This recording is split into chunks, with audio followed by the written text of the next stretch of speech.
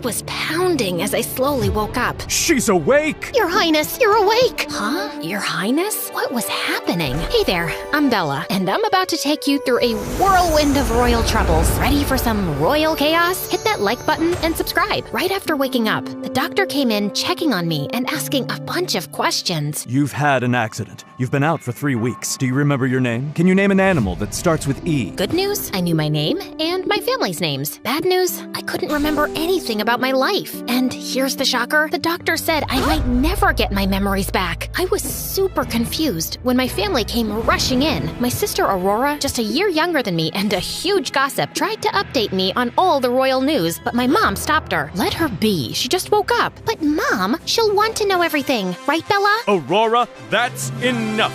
That's my dad, the king. Bella, you gave us a fright. No more football for you. You need to rest now, Bella. I was surprised my parents didn't hug me or kiss my forehead. I mean, I just woke up from a coma. Later, Aurora snuck back in and started telling me about my life, which sounded pretty awesome. You're a star athlete, you have a boyfriend named Vincent. A boyfriend? Where is he? And you're a total rebel. You never listen to Mom and Dad. A rebel? But why? Because they want you to marry some prince. But you're in love with Vincent. Why? Don't they like my boyfriend? He's not a prince. You went on 2 dates with him and you were really into him. Your phone was broken in the accident, so you can't check your messages. You two were like lovebirds. Cool. Is he rich? Yeah, a lot. His dad is a big businessman, but Mom and Dad want a prince for you. To be honest, they're pretty happy you got amnesia. They hope you'll stop biting them. Thanks for the heads up, love. I owe you. As I tried to pick up the pieces of my life over the weeks, my only friend was Aurora, who kept telling me little bits of my life before amnesia. One day, Mom and Dad insisted that we do a press release. Ugh, do we have to? The future queen should certainly do that. It certainly is not in that outfit. Here, dressed like a princess. Hey, I never got a press conference after I broke my leg last year. Aurora, please be quiet now. Not everything is about you. Guards, come take her outside. I was shocked how they talked to her, and she kept screaming while the guards dragged her away. Then, Mom dumped a super frilly pink outfit on me. Just 5 minutes later, Aurora sent me an SOS message. They're about to announce your wedding. As if this outfit wasn't bad enough, now they planned this? I was livid. So, during the announcement, I demanded to speak. Wonderful! Let's hear from our future queen! But they didn't expect what came next. Ever heard that chickens have impressive memories? Maybe if I were from a royal chicken lineage, I'd remember more. Dad was livid and grounded me for a week, despite my illness. Sick or not, a future queen cannot act this way. That night, I was chatting with Aurora when my parents suddenly came in, followed by 3 daughters who looked pretty intimidating, more like butchers than medical professionals. Aurora, leave, now. Why? What are you planning to do to her? Then, Mom signaled a bodyguard, and he dragged Aurora away as she shouted, "Don't listen to them!" One doctor opened his case, revealing a long, frightening needle. I screamed until everything went dark. My parents were unbelievable, but thank God I had Aurora. Over the weeks, Aurora filled me in on my life before college started. She gave me my diary too, reading that I was super anxious to see my boyfriend. A week later, I was finally ready to go back to college. It was a crazy fancy place where only kids from royal and super rich families study. As Aurora and I walked in, flanked by a mini army of security guards, I spotted him, Vincent, my boyfriend. He stood there with a bouquet of roses and gave me a warm, inviting smile. Aurora winked at me and walked away. My heart was racing. I felt like I was back in my teenage years. Vincent came over, looking at me with so much affection. Can I hug you? I couldn't help but smile and nod. As he hugged me, he said, You look beautiful, Bella. I've missed you a lot. It felt like I was seeing your face everywhere. We chatted for a while, and he was so polite and respectful. Vincent spent the day introducing me to people, helping me remember who was who from before I lost my memory. I met a few friends, which felt a bit strange, but having Vincent there made things feel more comfortable. Later on, he mentioned that he and my friends planned a party to help jog my memory. That might be too much for me. I get it. But how about you try the party, and if it feels overwhelming, we can leave and spend the rest of the night just the 2 of us. His idea sounded good, so I agreed. That evening, my parents said the doctors were coming again, so I was even more eager to head out to the party. Vincent texted, saying he was waiting outside, but how could I sneak past the guards in a fancy dress and heels? I grabbed my heels in one hand and my purse in the other, then quietly climbed out of the window and tumbled into the bushes. Luckily, the security wasn't too tight, so I managed to avoid them and got to Vincent's car. The party was okay, but after just an hour, I started feeling a sharp pain in my body. Vincent quickly called his driver to take me home, and he even paid him extra to keep quiet about it. As I sneaked through the garden to my room, I heard footsteps behind me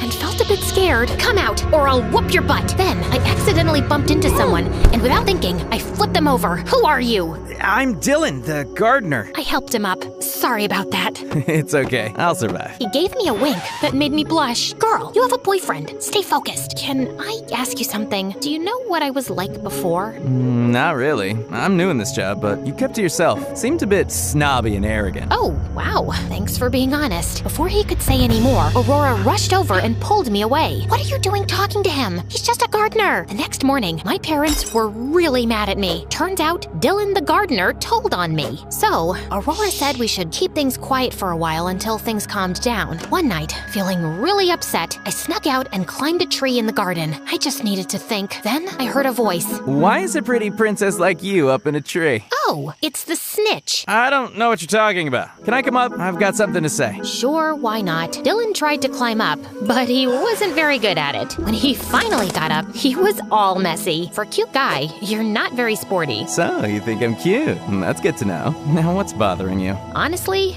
I didn't expect to spill my guts to the gardener, but I guess I just need someone to listen. And you seem genuine, so here it goes. I ended up telling Dylan everything. It was so easy to talk to him. Man, that sucks. That's all you've got? You're not great at giving advice. Can't argue with that. But hey, I stole a chocolate bar from the kitchen today. You want some? Sure, why not? I ended up staying with Dylan until sunrise. For the next few weeks, I hung out with Dylan whenever I could, and it was great, but I felt guilty. Vincent was a nice guy, and I didn't hate spending time with him either. But as time went on, I started to prefer Dylan's company over Vincent's. It puzzled me why I'd rather spend time with Dylan. Maybe my amnesia and the medicines were really messing with my feelings. Then one evening, I found Vincent in my room unexpectedly. "Vincent, what are you doing here?" You've been acting distant. Is something wrong? I didn't know what to say. How about I show you around the palace? I was hoping for a different answer, but okay. Let's spend time together. He kept asking why I was acting different. I dodged his questions, but he persisted. Then we reached the royal jewelry room. If you need space, just say so. It'll hurt, but I'll understand. In my rush to change the subject, I quickly entered the passcode on the digital keypad and let him inside. Get ready to be amazed. This is where we keep all the royal jewelry.